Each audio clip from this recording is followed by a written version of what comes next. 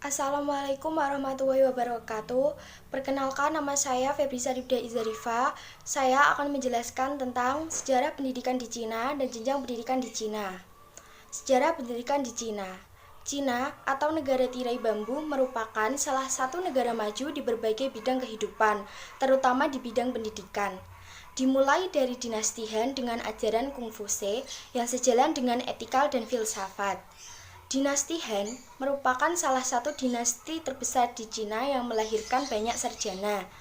Ajaran Konfuse telah melahirkan suatu golongan yang disebut dengan kaum gentri. Kaum gentri merupakan suatu komunitas orang-orang terpelajar yang sudah mengikuti pendidikan dan ujian negara. Pada waktu itu, pendidikan diselenggarakan bebas dan hanya untuk mencari calon-calon pejabat dengan aliran Konfusius. Ujian negara dilaksanakan dengan 3 tahap.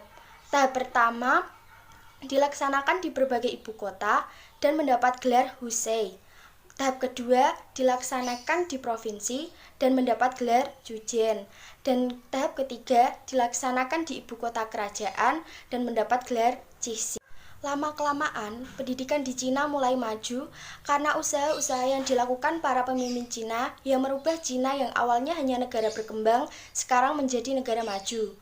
Pada awal tahun 2000, seorang birokrat bernama Li Lanqing memiliki komitmen yang kuat terhadap pendidikan di Cina dan berhasil memajukan pendidikan di Cina melalui reformasi. Reformasi dijalankan dengan tidak menekankan siswa pada hafalan, drilling, pembelajaran yang kaku, dan hanya mementingkan nilai ujian. Li Lanqing juga pada saat itu menilai pemerintah kurang memberikan alokasi dana yang cukup untuk pendidikan.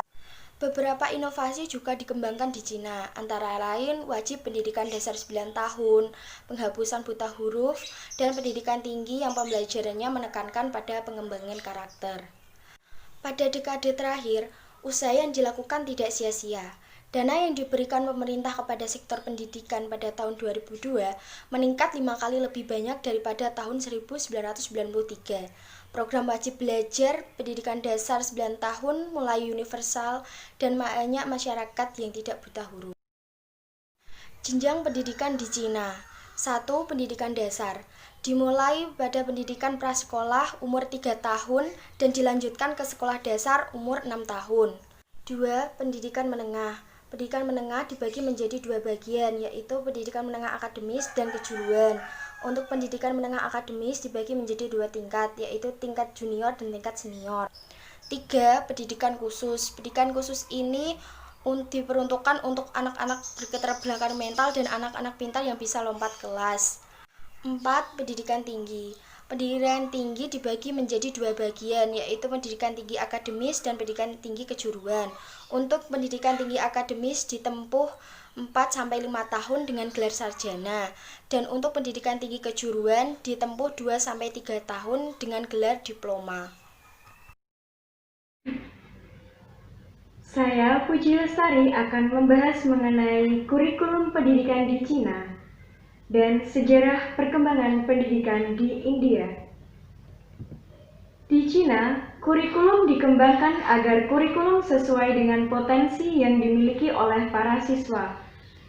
Di sini, kurikulum dikembangkan agar dapat memfasilitasi semua potensi yang dimiliki oleh siswa agar berkembang jauh lebih optimal. Pembelajaran yang dilakukan berorientasi pada diskusi siswa, pengembangan berpikir inovatif, dan pembelajaran yang berkualitas. Pembelajarannya tidak menekankan pada hafalan saja dan orientasi untuk lulus. Namun, di Cina lebih mengedepankan praktek daripada teori yang disampaikan. Di Cina, setiap murid diwajibkan untuk berolahraga paling tidak 1 jam sebelum pelajaran dimulai. Hal tersebut dilakukan agar para siswa lebih segar dalam menerima pelajaran. Sistem penilaian di Cina juga berkaitan dengan sistem ujian. Sekolah dasar dan sekolah menengah melaksanakan 4 macam ujian, yakni ujian semester, ujian akhir sekolah, dan juga ujian masuk SMP maupun SMA. Ujian masuk SMP terbatas pada mata pelajaran bahasa Cina dan matematika. Sedangkan untuk ujian masuk SMA, pelaksanaannya digabung dengan ujian akhir SMP. Nah, untuk masuk perguruan tinggi, dilakukan tes seleksi secara nasional. Selanjutnya, sejarah perkembangan pendidikan di India. Sejarah pendidikan di India. Rakyat India terbagi menjadi 4 kasta, yakni kasta Brahmana, kasta Ksatria, kasta Waisya, dan juga kasta Sudra.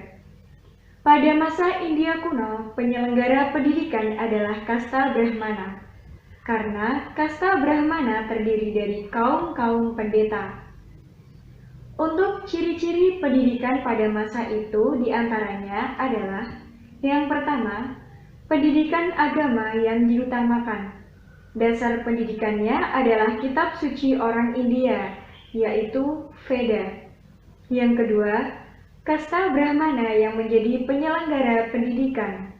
Yang ketiga, mempunyai tujuan pendidikan, yaitu untuk mencapai kebahagiaan serta kesempurnaan mistik dengan ilmu pengetahuan sebagai alatnya.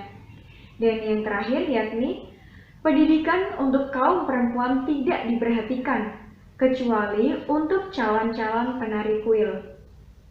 Penyelenggara pendidikan pada masa itu biasa dilakukan oleh kasta Brahmana. Veda merupakan sumber pengetahuan pada masa pendidikan tersebut dan menjadi sumber pengetahuan yang pertama dipelajari oleh para calon pendeta dan kaum lainnya selain kasta Sudra. Saya Nevananda Arika Lumdiansari akan menjelaskan kebijakan pendidikan di India. Dalam pasal 45 dinyatakan bahwa negara berupaya menyediakan pendidikan secara gratis selama 10 tahun bagi anak-anak usia 14 tahun. Sedangkan dalam pasal 29 ayat 1, warga negara yang memiliki ragam bahasa dan tulisan mendapatkan perlakuan khusus di bidang ekonomi.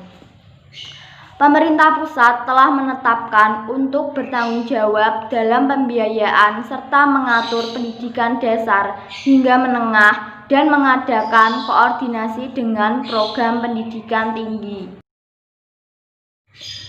Selanjutnya, sistem pendidikan di India. Bila dijabarkan dalam tingkat usia sekolah akan tampak sebagai berikut.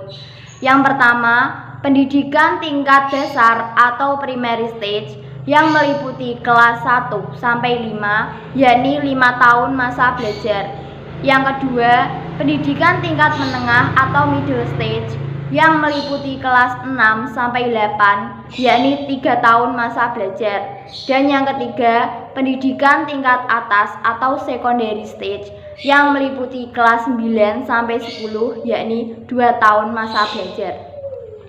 Mengenai pendidikan Islam, strukturnya dilakukan secara berjenjang pada tingkat rendah atau tahtaniyah selama 3 tahun, tingkat menengah atau wetsaniyah selama 4 tahun, dan tingkat atas atau faukaniyah selama 2 tahun. Saya Priska Dia Ayu Pratiwi, saya akan menjelaskan tentang kurikulum pendidikan di India dan tokoh-tokoh pendidikan di India. Kurikulum pendidikan di India. Pendidikan di India dikendalikan oleh pemerintah pusat dan pemerintah daerah yang keduanya bertanggung jawab atas pendidikan dengan kekhususan di mana daerah mempunyai otonomi untuk mengatur hal khususnya dalam pendidikan. India sudah membuat banyak kemajuan besar dalam langkah partisipasi pendidikan, di mana sudah banyak anak hadir di sekolah mengenyam pendidikan dasar atau primary education, dan angka mulai huruf penduduk juga meningkat. Faktor yang mendukung kemajuan pendidikan di India diantaranya, yang pertama adanya universitas-universitas yang modern di India. Kedua, penggunaan bahasa asing dalam perantara di berbagai lembaga di India. Ketiga, dosen di India minimal sudah menyelesaikan pendidikan doktor. Keempat, India mengembangkan berbagai kampus dengan fokus pada satu bidang ilmu tertentu. Tokoh-tokoh pendidikan di India. 1. Rabindranath Tagore, lahir di Kalkuta 7 Mei 1861. Rabindranath Tagore berhasil mendirikan Ketan, Sriniketan, Sekolah Pertanian dan Perkebunan. 2.